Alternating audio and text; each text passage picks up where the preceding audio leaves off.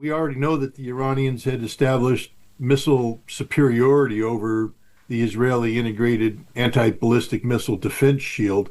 That was proven during the 12-day conflict between Israel and Iran.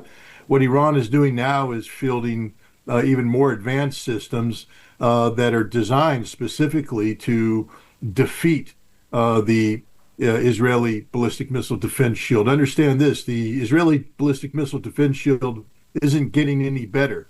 There are no new weapons coming out. It is what it is.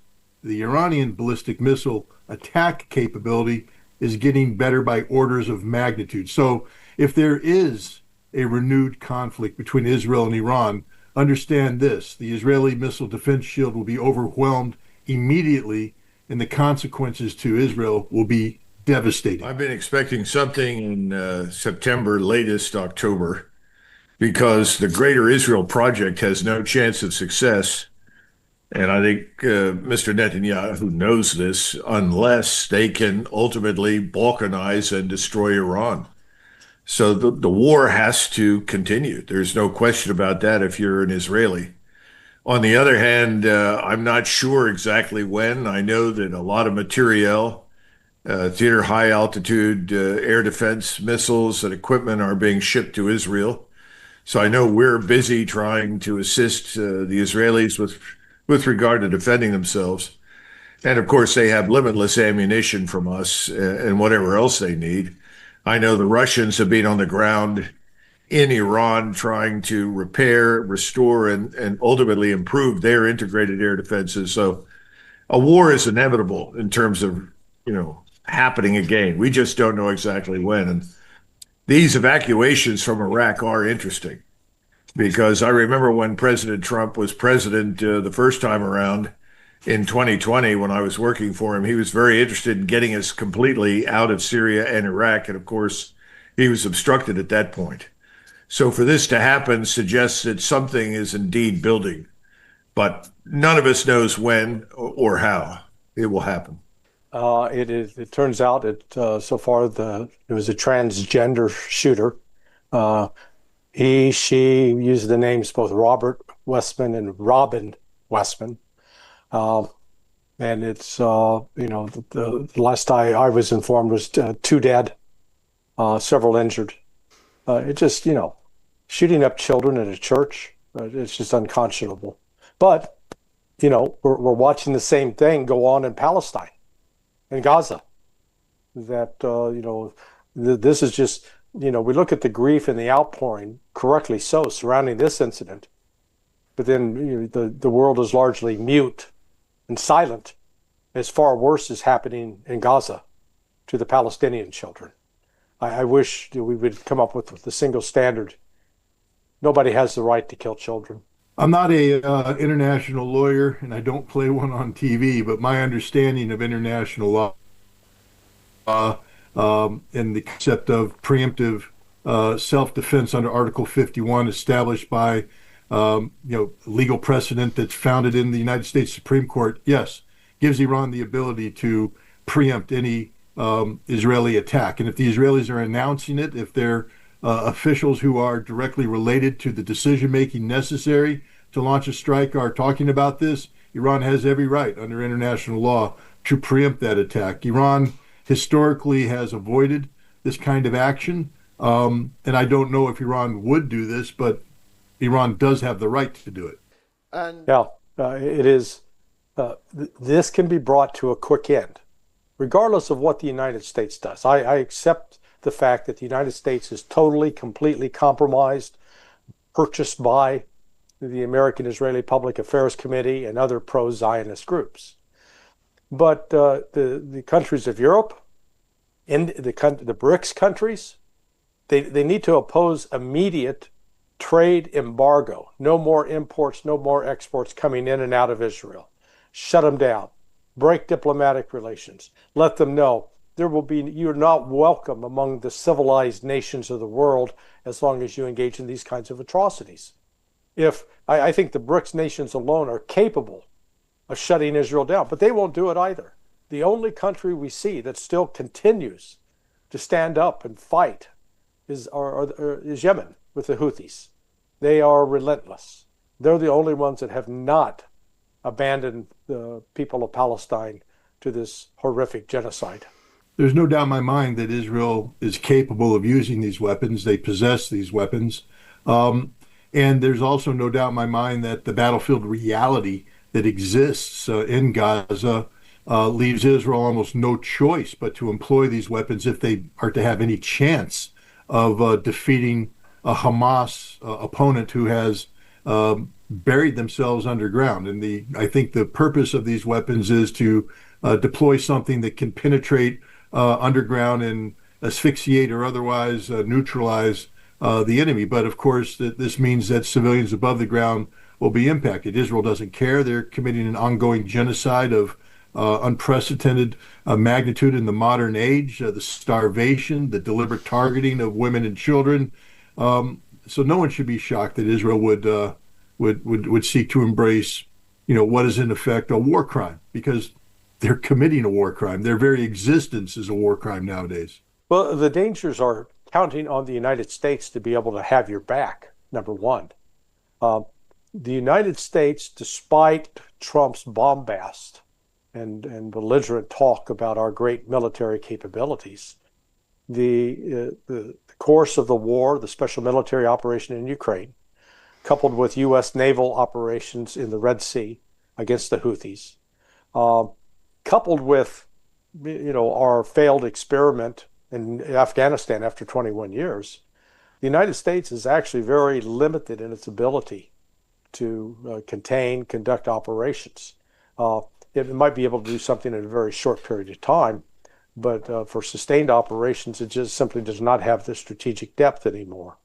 We noticed that it's been scurrying to rearm, re-equip Israel with these THAAD, the terrain high altitude air defense systems. They come in at $13 million a piece.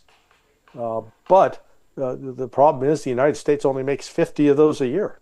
There's not a switch you can throw that actually will turn it on. No matter how many new missile systems we sent to Israel to try to defeat the Iranian missiles, the fact that Iran is firing hypersonic missiles, which doesn't mean that it means more than just that they travel at speed greater than Mach 6. What distinguishes the hypersonic missile from the traditional ballistic missile is it is steerable. It can maneuver. It can evade air defense systems, which we have seen we've got video evidence of that having happened previously in Israel during the strikes last October. So unlike the 12-day war that started on June 13th, this time Iran is quite prepared for any contingency. They swallowed their pride. They've accepted significant military assistance from Russia, from China. They have rejiggered their decision-making in Defense National Security Council.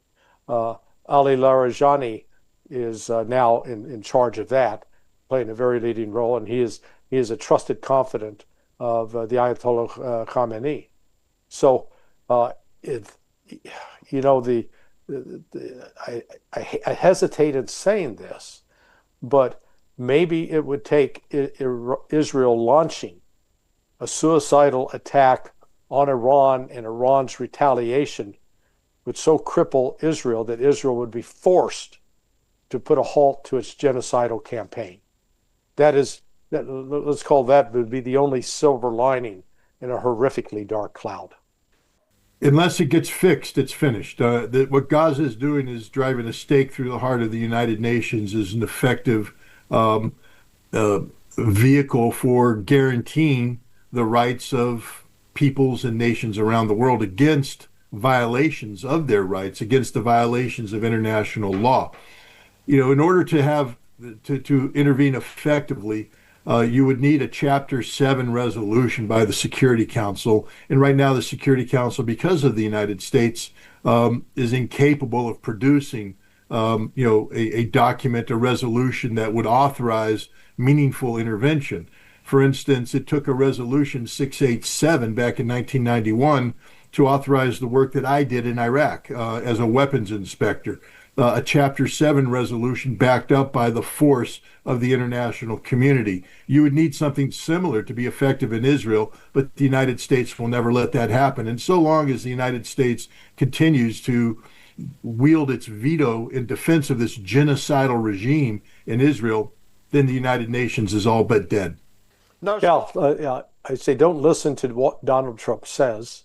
Watch what he does. While I applaud and welcome the willingness of President Putin of Russia to meet with Donald Trump and try to open up channels of communication, it's always better to talk than to fight. Nonetheless, Trump's actions, as exhibited by the deployment of the B-61-12 nuclear bomb, no U.S. nuclear weapons had been stored in the UK or Europe since 2008. So here's Trump talking peace, but by his actions, it wasn't just in Lakenheath, it's also at least in 5 other NATO bases in Europe that those bombs have been deployed. Now, it's true that they're gravity bombs that would require an aircraft to fly into Russia to drop it, which is pretty unlikely. It would be a one-way suicide mission for any pilot that opted to do that. But NATO has continued to take provocative actions, such as the deployment of an Aegis missile system that's normally on a U.S. destroyer, but in this case, it's now land-based in both Poland and Romania, and it is capable of firing a Tomahawk cruise missile. And a Tomahawk cruise missile is quite capable of carrying a nuclear warhead. So from the standpoint of Russian military planners, they have to assume that all of these moves of deploying nuclear bombs in the NATO countries, having these nuclear capable missile systems in place, having General Christopher Donahue, the head of the United States European Command based in Stuttgart, do a speech in July talking about how quickly the NATO would overwhelm and conquer Kaliningrad, a Russian exclave that's sitting on the Baltic Sea. Then the different attacks that have taken place at Russian oil facilities, the U.S. initiative with Armenia and Azerbaijan, where the United States doesn't have a single strategic interest there, but nonetheless meddling in an attempt to try to put the Caucasus on the southern border of Russia as a threat. When you take all of this together, Donald Trump is not sending messages of peace.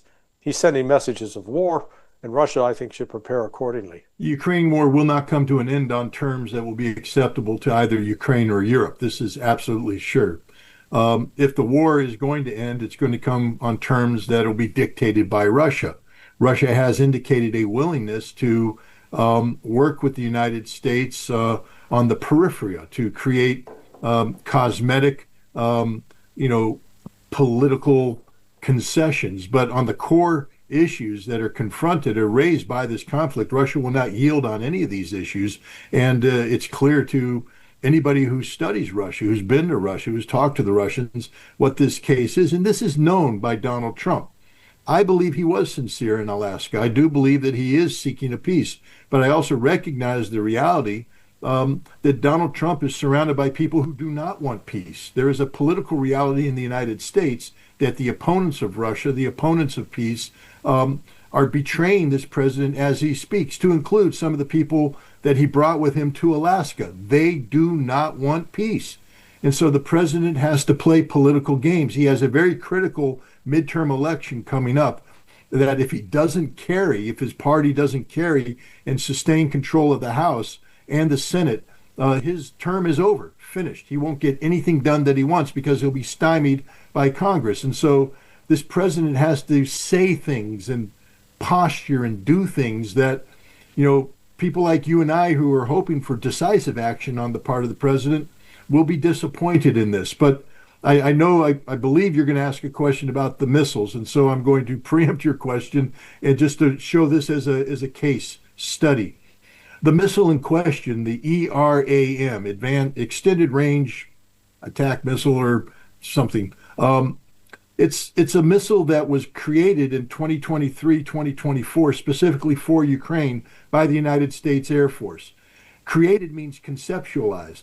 They had 2 years to begin production. The missile has not gone into serial production yet. It's still a theory, a concept. Um, Trump can speak of selling 3,600 and some odd missiles to Ukraine. These missiles don't exist. They haven't been built yet.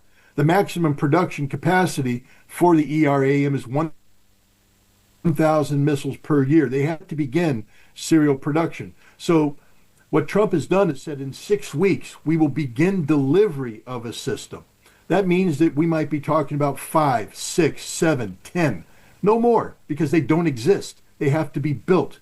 This is a game being played by Trump that says, look, Russia, well, he's actually not talking to the Russians. He's talking to his political opponents, saying, I'm willing to give Ukraine the ability to defend themselves. We're going to provide these weapons, but it's a joke. These weapons don't exist. They have yet to be produced. And when they are produced, they won't be produced in numbers sufficient to tilt the balance. And the United States maintains a veto over how Ukraine can use these. So you give Ukraine weapons, but then you say you can't use them because Trump understands the moment the United States greenlights the use of these weapons, we become an active participant in the conflict. And any chance of having a negotiated settlement with Russia is out the window. And that would be a political disaster for Donald Trump in the lead up to a midterm election where his base believed him when he said he will stop this war in Ukraine. And if Donald Trump is seen instead of becoming an active participant in this conflict, then that's it for him politically. So I think this is just one big smoke and mirrors thing done by a president who you rightly have said is somewhat weak when it comes to standing up to his opponents. This is a time for the president to show strength, to tell Europe to pound sand, to tell Zelensky to bend the knee or die. This isn't a time to play stupid games, but unfortunately, this is America, and all politicians of both stripes do is play stupid games. Right. Well, in fact, I entered on duty at the Central Intelligence Agency September 15th, 1985. And during the first week, I was in a career trainee program. And I remember the very first intelligence classified document I saw was presented and we were being introduced to it was about the introduction of the Pershing II missiles into Europe, about the efforts of the Soviets to resist and try to encourage protest against it, justifiably so.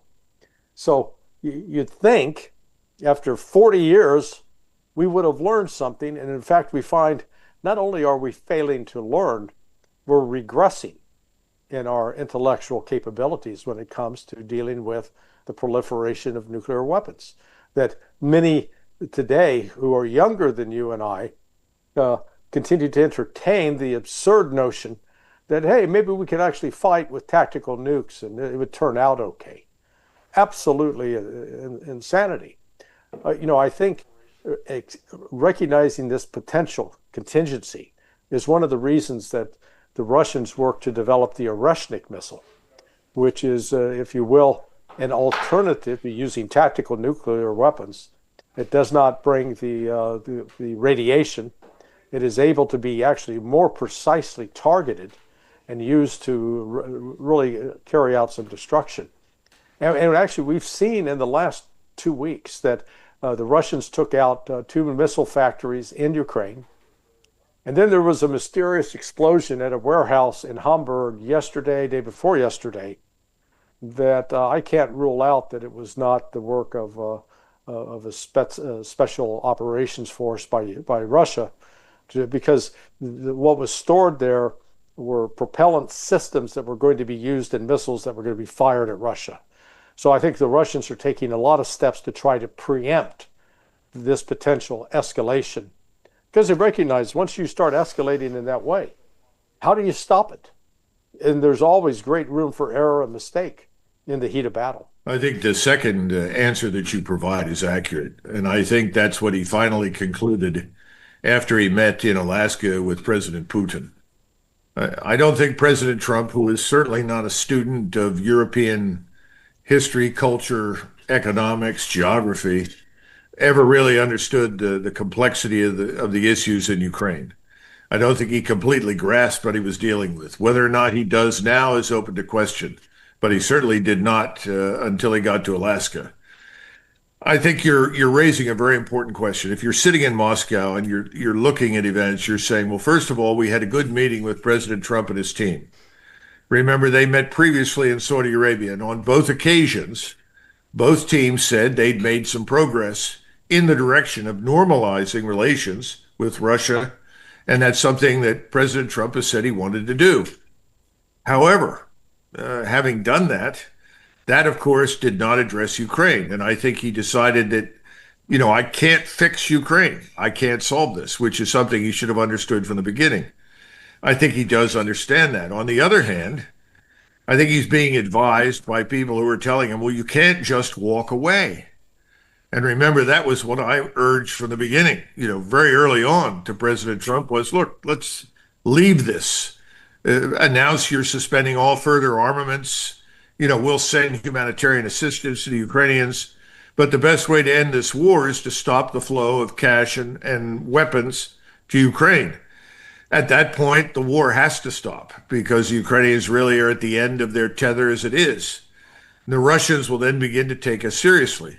I think he's been urged by everybody on the Hill and elsewhere not to do that.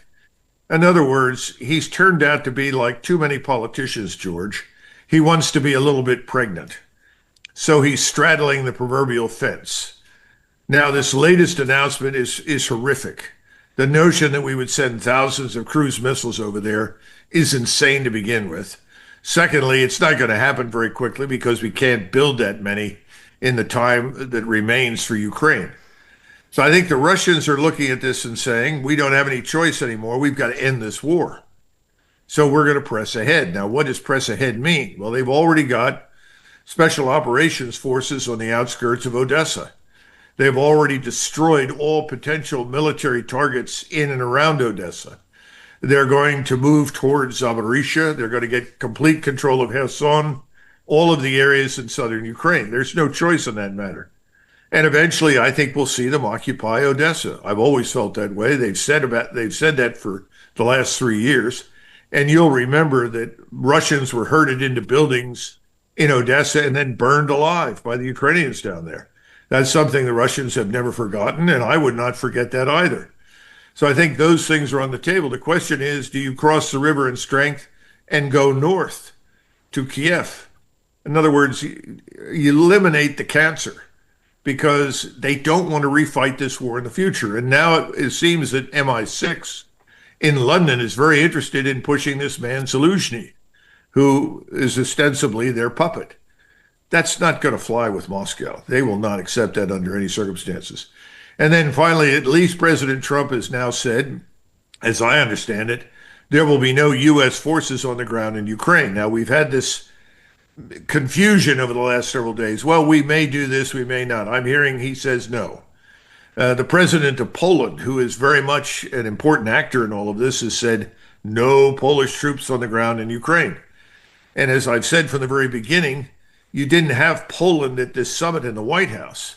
Poland, Slovakia, Hungary, Romania, they border Ukraine. They are key to the outcome. They've been treated as though they're second-class citizens, irrelevant. They have to be on board for whatever happens in Ukraine. So I think that summit in the White House was a serious mistake. You called them the seven dwarves. The people that came in there were a disaster because they have nothing at stake. What they say is irresponsible. Starmer talking about what? 30,000 British troops? Good luck. The British Army, as you and I both know, is a shadow of its former self. It's in bad shape. It's really tragic. The same thing is true in France. As a friend of mine in the French Army says, the only thing we're prepared to do is go on safari in Africa. So there's 60,000 troops. And then I listened to a British analyst who came on, and I've forgotten his name, but he explained that you would have to have at least 300,000 troops that would operate effectively along the border of Ukraine to guarantee anything. And then finally, the Russians have said, if you move any troops in there from Western Europe, that's a red line for us. You make yourselves a co-belligerent, we'll attack you. So where are we? I think we're where we thought we would always be for months. And every time I've talked to you, this has come up, really. Who is going to determine the outcome? Russia. How will it be determined? On the ground in Ukraine. End of discussion. And in the meantime, NATO is falling apart. Anybody who thinks that's robust and capable is crazy. The same thing is true for the EU. If you live in Hungary and Slovakia and Poland, you're being told you need to accept 1 million people from Africa, the Middle East, and Southwest Asia. These people have said, no, thank you. We're not interested in that. We see what's happened in Great Britain. We've seen what's happened in Germany and Italy and France. We don't want that here. Everything is falling apart in the West. Nothing is working. So, in the final analysis, Russia is winning this war, and it will determine the outcome. We won't. Percent. But I have a different perspective on this. First of all, Russia is not afraid to continue this war because it's a war that Russia is winning decisively. Europe is unable to alter this reality whatsoever. Moreover, these seven dwarves, as you call them, that's kind. It's sort of an insult to dwarves. What did they get? They wanted to get the United States to agree to Article 5. That's a reference to the NATO Charter, a collective defense article. An attack against one is an attack against all. Article 5 protection. That's what they wanted. NATO Article 5 protection. They're not getting it. Donald Trump basically told them no. The United States will not support this. And without American support, there is no Article 5. There is nothing. And nobody in Europe can change this. So there's a lot of talk about something. Nothing happened. Moreover, the humiliation they had to feel as Donald Trump stopped their discussions to call Vladimir Putin. It proves that Donald Trump puts more credence in the opinion of the Russian leader than he does of the seven dwarves. They left humiliated. But again, the idea that Europe is extending this conflict, Russia doesn't care. 1.7 million dead Ukrainian soldiers, we now know. 625,000 of them have died this year. This is just August. The kill ratio is going up exponentially every month. If the Ukrainians want to lose the totality of their manpower on behalf of a discredited European continent, so be it. The Russians don't care. They're going to win this war no matter what. And that's a reality that I think Donald Trump has recognized. He has to play stupid political games with his American backstabbers, with the people who continue to oppose peace. But ultimately, Donald Trump, and the proof is clear. Donald Trump went into Alaska threatening Vladimir Putin. If you don't agree to a ceasefire right from the start, I'm out of there and all hell is going to break loose. But after a short meeting with Vladimir Putin, Donald Trump said, nope, no ceasefire. We're looking for a comprehensive solution to the root causes of the conflict. That's Russia's position. This proves we know who's calling the shots here. And it's not Donald Trump, and it certainly isn't the seven dwarfs. Is he a well man, Colonel? Donald Trump, is he a well man?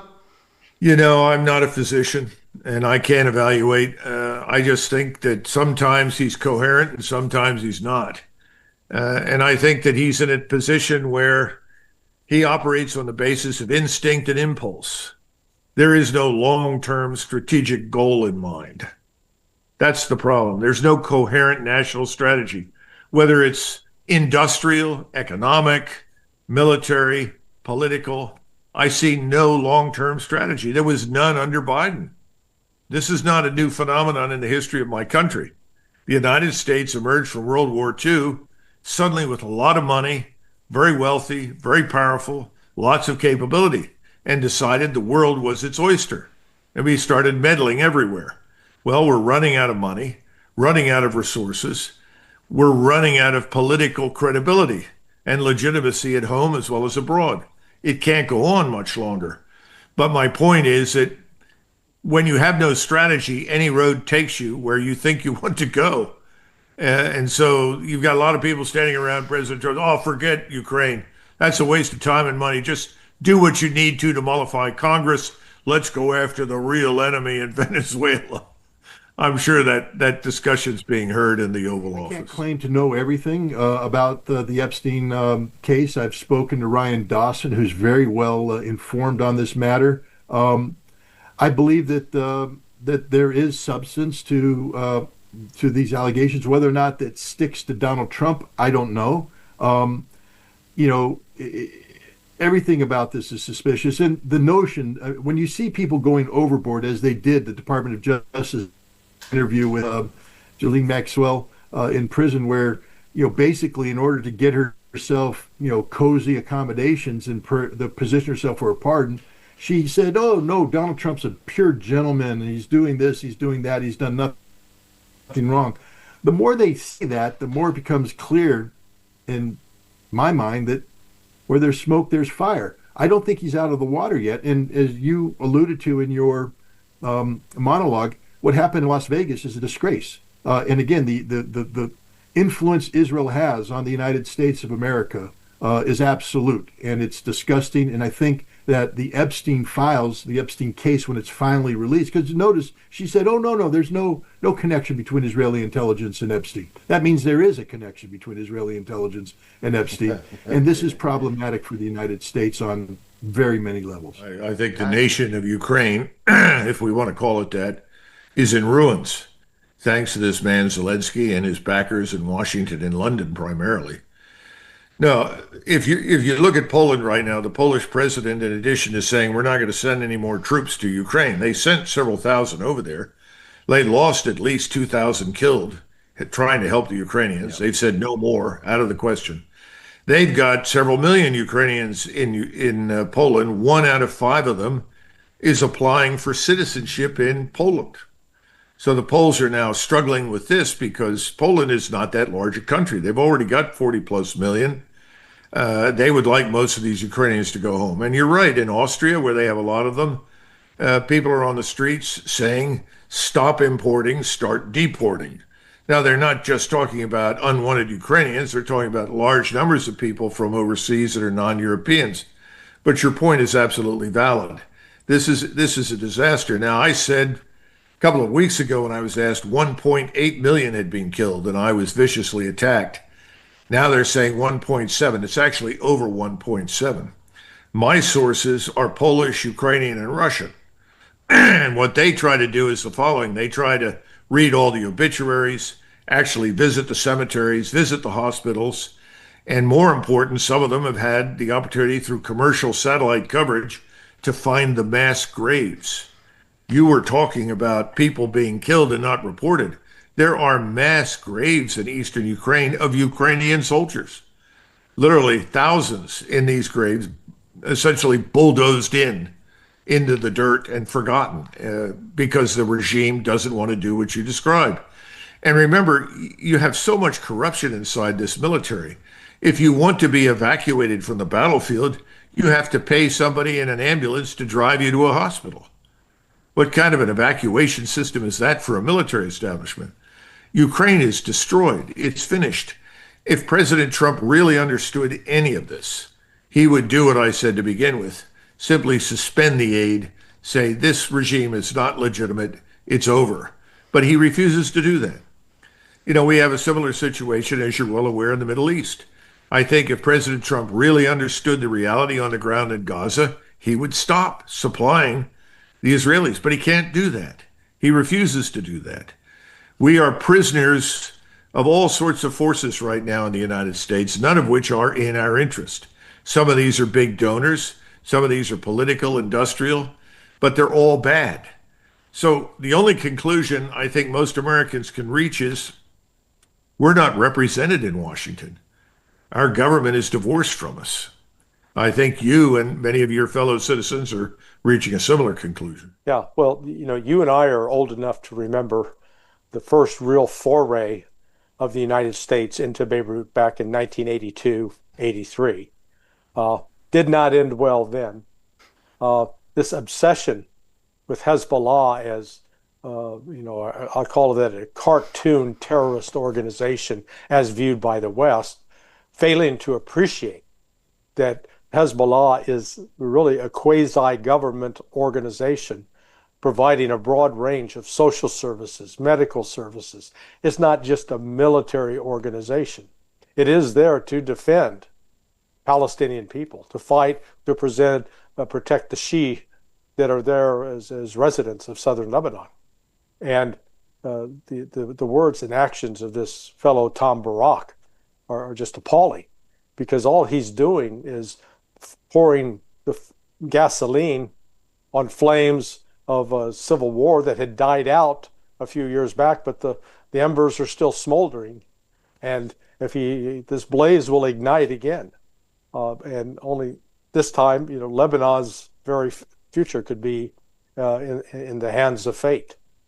Well, to some extent, you have to admit that what's good for the goose is good for the gander. In other words, we've done these things to the Russians in countries that border them. We've been up to all sorts of malevolent activity in Central Asia, in places like Kazakhstan and Uzbekistan, as well as obviously Ukraine, also now in Azerbaijan, which we see as helping Israel on the one hand, encircle and potentially harm Iran, but on the other side of that coin, Azerbaijan helps us break off Iran from Russia and the One Belt, One Road program, the infrastructure project that provides for rail transportation all the way to and from Iran from Shanghai.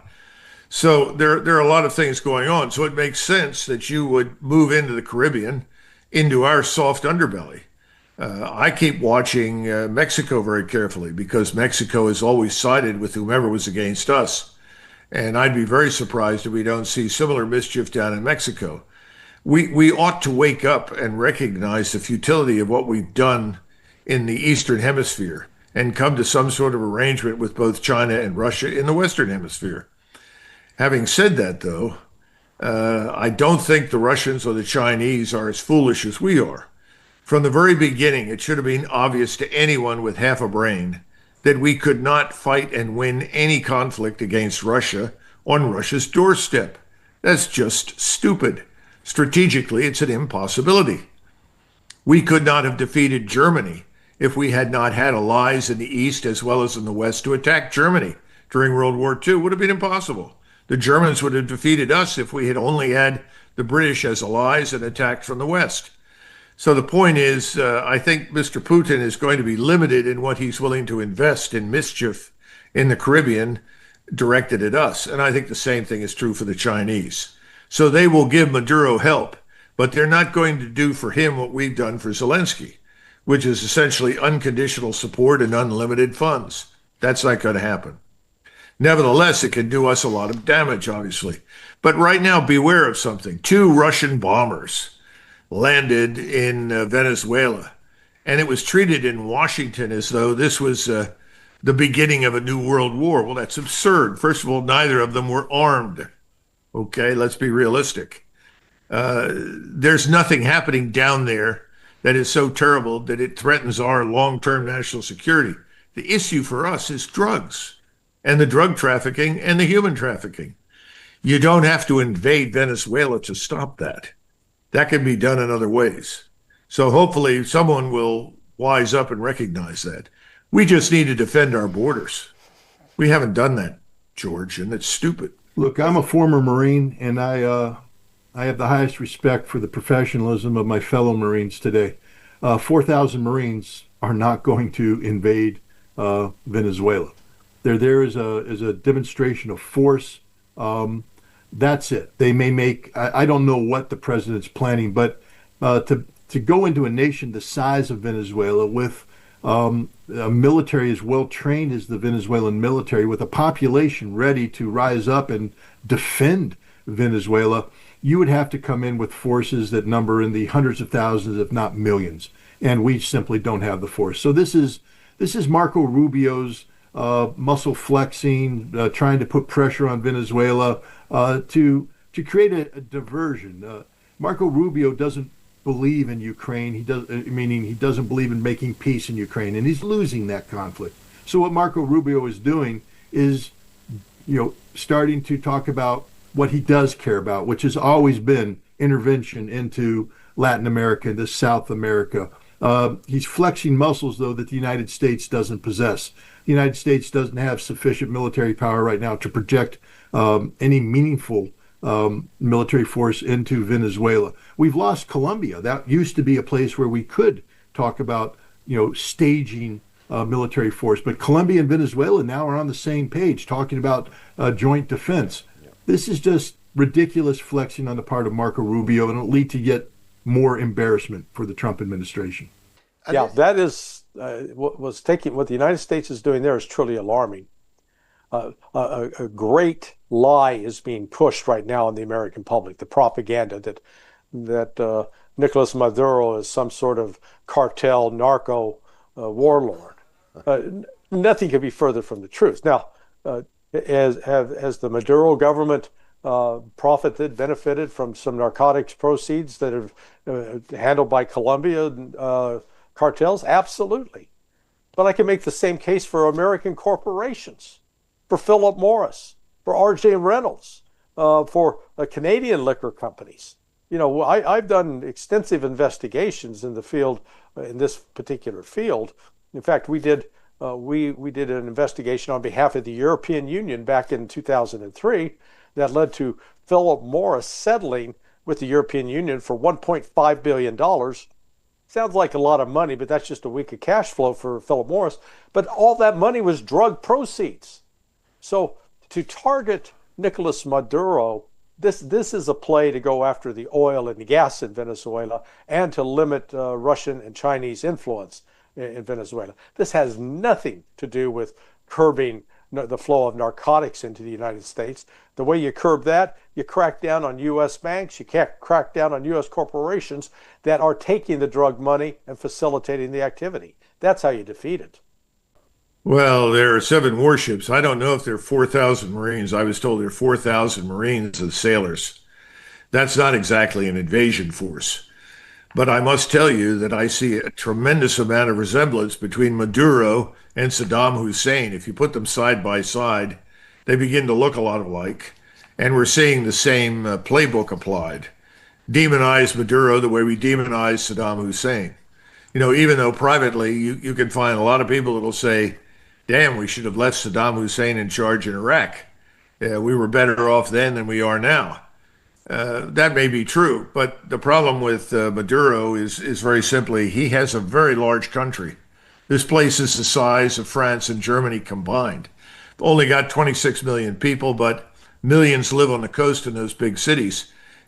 However, and this should not be overlooked, it's probably third in the world, maybe second now, I don't know, in terms of reserves of oil and gas. But they have very, very expensive, let's say, luxurious emerald mines and gold mines as well in Venezuela. So I suppose if you look at all of that against the backdrop of what we're discussing with another Saddam Hussein episode, it's not impossible that we could be headed there. This is a tough one for me because I despise him as a human being. I despise him as a man. I despise his policies. I despise everything about him. But I do live in the United States of America where free speech is absolute. And I think it's incumbent that we ensure that what is happening here is about a genuine threat to the national security of the United States, which may exist. I need to see the affidavit of probable cause and not simply the Trump administration doing what the Biden administration did to me. Send FBI agents into the home of somebody that they disagree with. I disagree with John Bolton, but I defend his right to say whatever he has to say. I don't want him silenced. Let him speak, and then I'll put out better ideas and crush him in the battlefield of ideas. So I'm holding off until I see more about this. I'm concerned about the potential weaponization of the U.S. law enforcement to silence the opponents of President Trump.